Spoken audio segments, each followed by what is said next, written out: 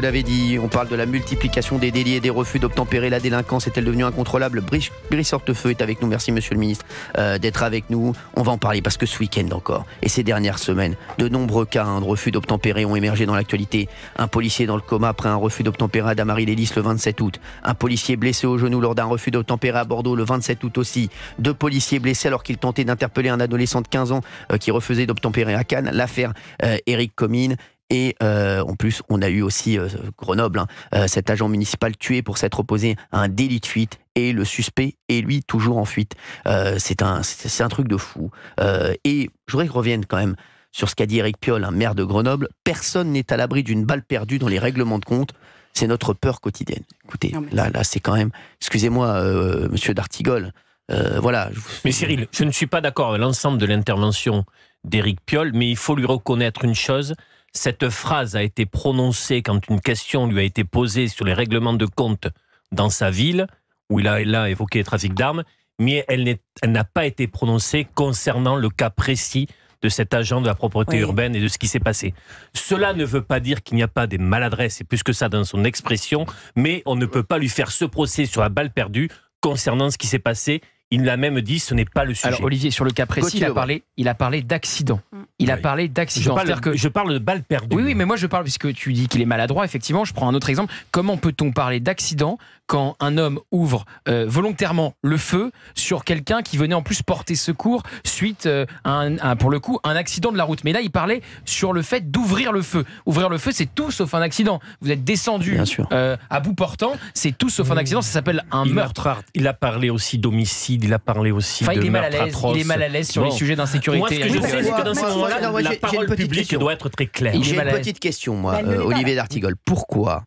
Pourquoi les responsables de gauche ont un problème avec l'insécurité, à parler d'insécurité? Alors, il y en a qui le font. Karim Bouamran, le maire de Saint-Ouen, le dit. Fabien Roussel. Et qu'est-ce qu'ils prennent pas de leurs amis de gauche? Derrière, ils sont persona non grata. Donc ça y est, eux, ça dégage. Pourquoi il y a cette gêne à parler des problèmes d'insécurité? Il a eu un drame dans sa ville. Éric Piolle, excusez-moi, il est mitigé, je suis désolé. Tout simplement parce que c'est une défaite idéologique de la gauche des 20 dernières années, alors qu'il y a eu de grands ministres de gauche de l'intérieur, et qu'il y a dans l'histoire même politique de la gauche au XXe siècle des personnalités fortes et fermes là-dessus. La gauche a pensé que ce terrain devait être préempté par l'extrême droite, qu'elle ne pouvait pas le récupérer. Elle a laissé les choses filer par lâcheté politique. Si je peux compléter, d'ailleurs, sur ce cas très précis, moi je ne veux pas non plus accabler Éric Piolle. Sans doute le moment était extrêmement difficile pour tout élu local, pour un maire, ainsi de suite. Mais il y a, c'est vrai, une réponse et une explication.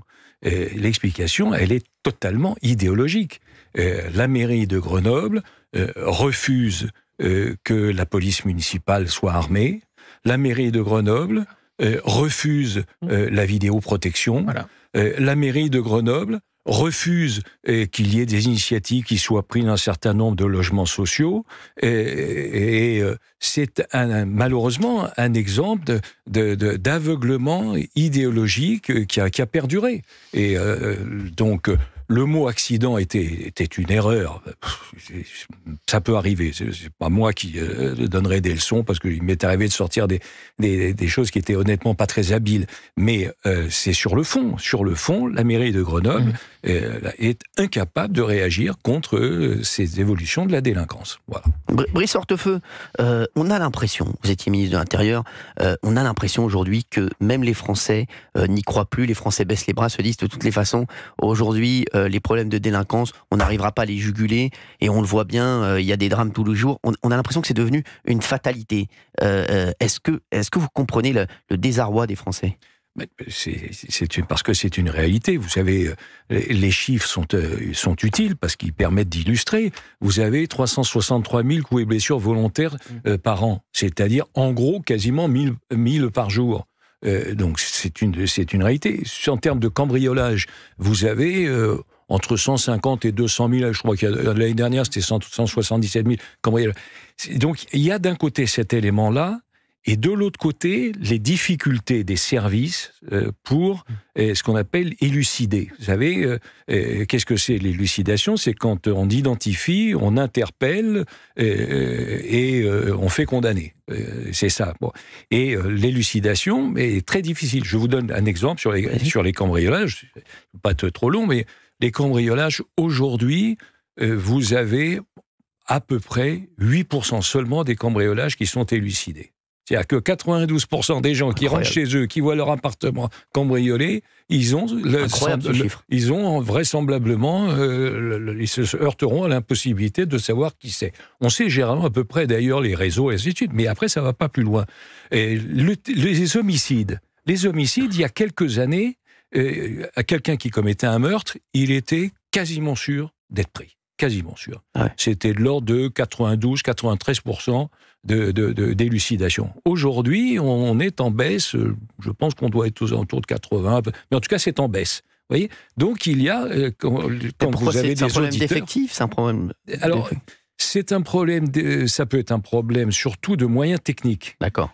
Quand j'étais ministre de l'Intérieur, par exemple, j'avais demandé pour les cambriolages qu'on fasse systématiquement des tests ADN. Ce qui était la bonne méthode. Parce que, même si les gens, vous savez, ils regardent les émissions, les séries télé, alors ils comprennent qu'il faut jeter des cheveux, il faut jeter des mégots, tout ça. C'est ce qu'ils font, vous savez, pour envoyer le truc. Ça, hein. Oui, ils font comme ça. Ils arrivent, ils sont passés chez un coiffeur avant, ils ont ramassé les cheveux, ils les balancent pour... Mais les tests ADN, pourquoi c'est ça, alors que c'est une partie de la solution, et pourquoi on n'y arrive pas? Parce qu'en réalité, il y en a trop. C'est ça. Et donc, on a commencé par faire travailler les laboratoires publics, puis ensuite les laboratoires privés, et puis il y a un engorgement. C'est ça l'explication en grande partie. Mais